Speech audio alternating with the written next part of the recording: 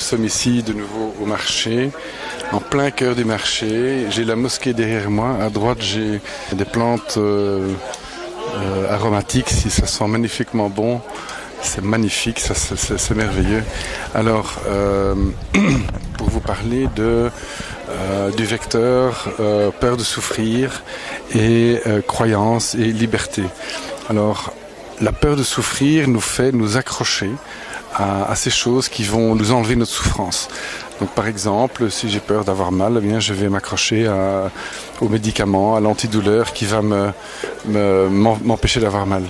La peur de souffrir émotionnellement, spirituellement, me fait plonger dans une religion qui va me promettre, j'ai envie de dire par exemple souvent dans l'au-delà, que je ne souffre plus, c'est-à-dire le paradis.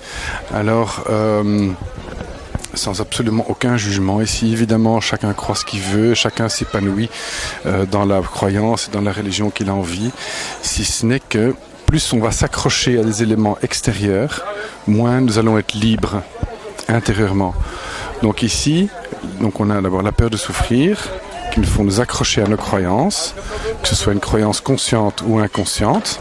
Croyance consciente, ça peut être la croyance en tout ce qui nous enlèvera de notre douleur physique, émotionnelle, mentale ou spirituelle. Et alors si on lâche ça, on va voir derrière le vecteur. Derrière le vecteur, on va découvrir la liberté. Cette liberté profonde à laquelle nous aspirons tous.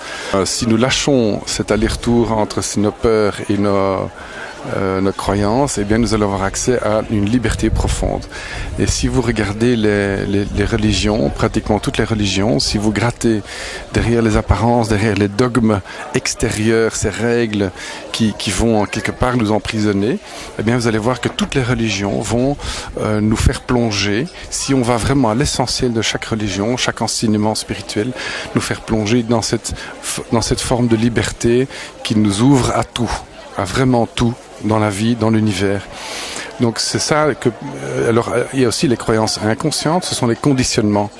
Les conditionnements, c'est voilà, on fait comme ci, parce que comme ça, parce qu'on m'a dit que, et parce que la publicité dit qu'il faut acheter tel produit, j'achète ça. Mais donc, nous ne sommes pas libres de choisir.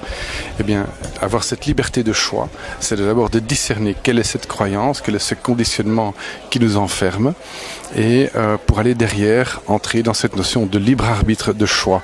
Et c'est cet libre arbitre, ce choix libre, qui est personnel à chacun de vous, qui va nous donner accès à la liberté de se réaliser déjà, mais de faire ce que vous avez réellement envie de faire. Voilà. Entrez dans votre liberté personnelle.